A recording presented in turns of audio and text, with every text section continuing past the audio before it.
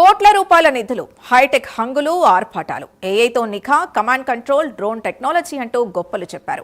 పదుల సంఖ్యలో IPS young dynamic ఆఫీసర్ల కేటాయింపు, నిరంతరం పెట్రోలింగ్ అంటూ హడావిడి చేశారు. కానీ ఆ మాటలన్నీ జంపన్నవాగులో కలిసిపోయాయి. చివరికి మేడారం జాతర ట్రాఫిక్ నియంత్రణ పూర్తిగా కుప్పకూలింది. జాతర చరిత్రలో కనీవిని ఎరుగని ఫెయిల్యూర్ అని భక్తులు విరుచుకుపడుతున్నారు. అధికార యంత్రాంగం చేతులెత్తేయడంతో భక్తుల కష్టాలకు అంతు లేకుండా పోయింది. మేడారంలో ఇప్పుడు ట్రాఫిక్ కష్టాలు ఎలా ఉన్నాయి? ఎందుకు ఈ దుస్థితి వచ్చింది?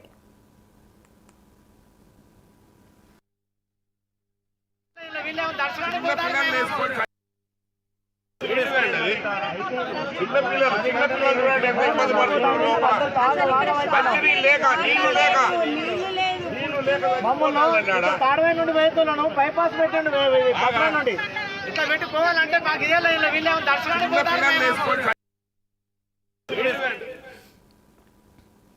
తెలంగాణ కుంభమేళా, మేడారం సమ్మక్క సారలమ్మ జాతరలో భక్తుల కష్టాలు వర్ణనాతీతంగా మారాయి.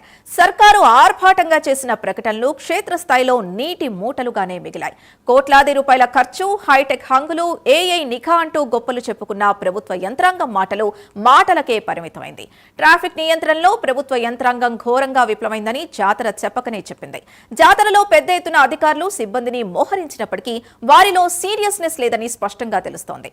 పాలనా యంత్రాంగం నుంచి కూడా సరైన పర్యవేక్షణ, గైడెన్స్ లేక పరిస్థితులకు వదిలేయడంతో ఈ దయనీయ పరిస్థితి నెలకొందినంటున్నారు. కాస్తంత కూడా అప్రమత్తత లేకుండా వ్యవహరించడం వల్ల ట్రాఫిక్ నియంత్రణలో ఫెయిల్ అయినట్లు భావిస్తున్నారు.